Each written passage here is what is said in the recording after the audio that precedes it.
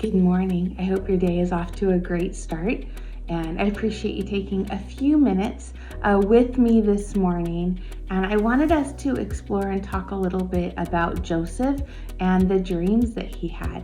Genesis chapter 37 records two dreams that he had.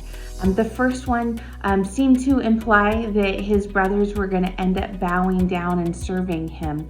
And actually, at the end of that dream, his brothers were like, "What is this? Are you saying that you're going to rule and reign over us and we're going to bow down to you?" And because of that interpretation of that dream, they actually hated him even more than they already did. And in the second dream, it was the same type of thing, but it included his parents. And as he shared the dream with his dad and his brothers, his dad was like, "What is this? Are your mom and I and your brothers going to bow down to the ground before you?" And said that the brothers hated him yet even more.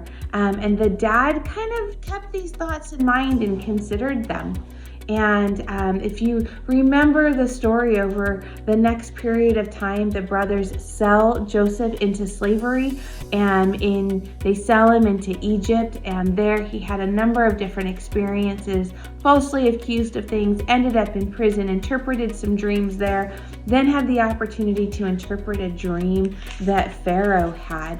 And because of what God showed him and how he was able to interpret the dream, Pharaoh actually put him second in command to help be able to navigate the region through a famine that was coming.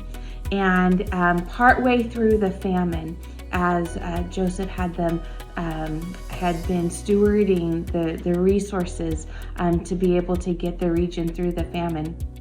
Partway through, the brothers come. Some of the brothers, not all of them, most of the brothers came and ended up there before Joseph because they were in need of food. They were in need of provision because of the famine. And at one point in this, Joseph revealed his identity to his brothers. And this is recorded in Genesis chapter 45. And it says, verse 4, "So Joseph said to his brothers, 'Come near to me, please.' And they came near, and he said, 'I am your brother Joseph, whom you sold into Egypt. And now do not be distressed or angry with yourselves because you sold me here. For God sent me before you to preserve life. For the famine has been in the land these 2 years, and there are yet 5 years in which there will neither be plowing nor harvest. God sent me before you to preserve for you a remnant on earth and to keep alive for you many survivors. So it was not you who sent me here, but God. He has made me a father to Pharaoh and lord of all his house and ruler over all the land of Egypt. Hurry, go and tell my father and say to him, thus says your son Joseph, God has made me lord over all Egypt. Come down to me, do not tarry. You shall dwell in the land of Goshen. And you shall be near me, you and your children and your children's children and your flocks and your herds and all that you have. There I will provide for you, for there are yet 5 years of famine to come, so that you and your household and all that you have do not come to poverty."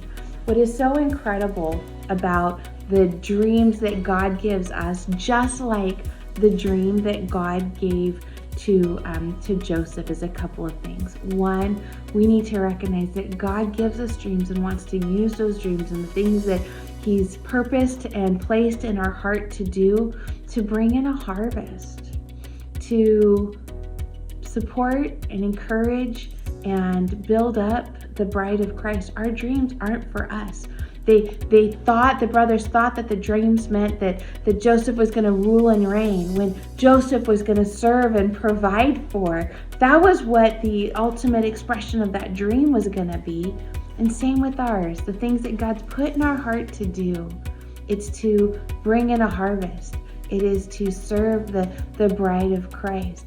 The other interesting thing is Joseph just needed to be obedient to God to see these dreams come true. He didn't have to strive and to force. He needed to do what he was called to do and walk in obedience. And God brought about the fulfillment of the dream in the way that it was originally intended. And that's the same for us. We simply need to obey God there's a dream in your heart and you're not exactly sure what those next steps are, know that it's worth pursuing those next steps. Ask God what it is. He's unfolding it anyway. All you have to do is be obedient to what He's asking you to do, and that those dreams and purposes aren't for a prideful position. They're not to rule and reign over anybody, but they're to serve and to see a harvest in the kingdom. Blessings, and go after those dreams that God's given you.